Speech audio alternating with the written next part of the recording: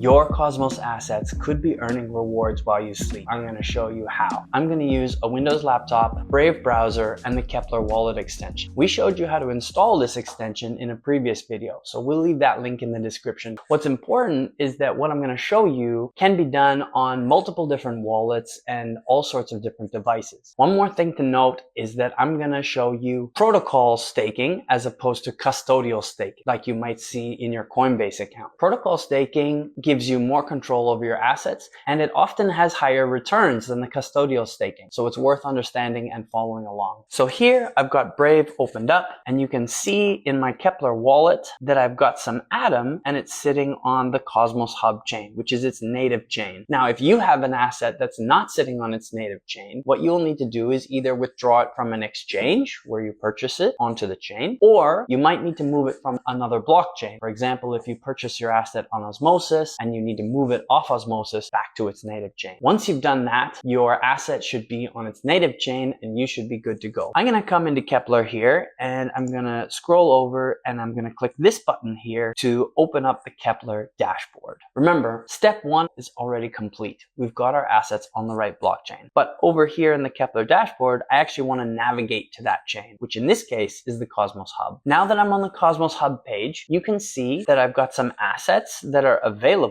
and no assets staking. So what I want to do is I want to stake some of my available assets. In order to stake my assets, I need to choose a validator that I'm going to delegate with. Before I do that, there are three things worth talking about. Number one, staking your assets on Cosmos chains and in general protocol staking is non-custodial. So no other party is taking control of your assets. You retain control the whole time. Number two, once your assets are staked, you will not be able to move them. They cannot be transferred to other addresses. So this is really important to keep in mind, especially if you're planning on selling them at some point. Number three, you can unbond your assets at any time and then start moving them around, transferring. But you will need to wait the unbonding period. On the Cosmos Hub, the unbonding period is 21 days, and I'm going to show you where we can see that in the Kepler dashboard. If any of these things are unacceptable to you, then you should not do protocol staking. You should follow your strategy and make sure that you're going to be able to act on it regardless of what happens. But if all of this is okay, let's look at the next step of how to select a good validator. So here I am back on the dashboard, and I want to know which validators I can delegate to. So I'm going to scroll down, and down here you'll see all validators. And this is a list of all the possible validators. You'll also see right away, it'll show me the APR, which is roughly the amount of tokens that I can expect to earn per year. Keep in mind though, that this value changes depending on a bunch of parameters. So you shouldn't really expect to earn exactly this for a whole year, even if you stake for that long. And the first thing I want to do here is I want to sort the validators by voting power, because in order to help decentralization, we generally want to stake outside of the top 10. We also want to make sure that we delegate with a validator who's charging a reasonable commission. Remember, the validator is actually running the node, and we're sort of delegating to them so that they run the node, but they deserve to get paid for that service as well. However, you can see some of these commissions are really high. In general, I would say it's very reasonable to delegate to a validator between 5 and 10%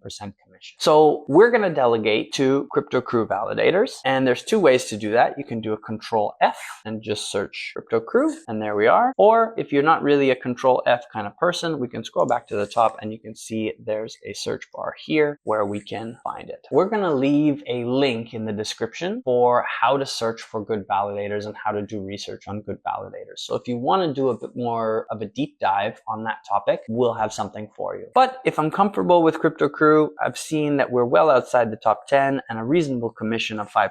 I'm going to go ahead and delegate.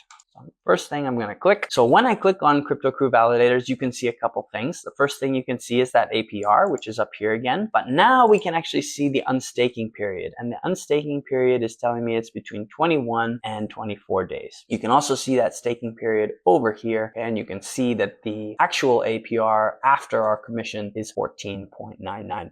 So what I'm going to do is I'm going to click the stake button. And now I have to select how much I want to stake. So if I click max, you'll see that I get a little warning from Kepler saying you need to set aside a few tokens to cover fees. Remember, these assets are going to gradually accrue rewards, and that's going to happen pretty much immediately, but you need some assets left over to pay the gas fees. So if you stake 100% of what you have, you're not going to have any gas left to claim the rewards. So what I like to do, if I'm going to claim my maximum amount, is I like to leave 0.1 of an asset is often enough to pay for fees. But in this situation, I'm actually going to just delegate one atom. I'm going to click stake, and that's going to pull up my Kepler wallet. Once you're on this screen, you can double check that you're staking one atom to CryptoCrew validators. We're going to jump in here to do one last check. Your fee might be set at average, in which case I recommend you drop it to low. And you can also click here, remember my choice. Once we close that, we're going to click approve. Transaction is in progress. And now you can see that we've got one atom staked, and we've still got some atom available. And in the header that says your validators, you can now see CryptoCrew validators down here with one atom staked. Now that my atom is staked, my rewards are going to start accruing immediately. But because I didn't stake very much, it's going to take a little while before those rewards actually show up. However, when you go back to Kepler, you're going to see that this claimable reward is eventually going to not be zero. And you're going to be able to claim those rewards by signing a transaction. I hope this was helpful, guys. If you want to see more content like this, leave a message in the comments and let us know what you'd like to see or what you're having trouble with in crypto. Follow CryptoCrew and stay tuned for more.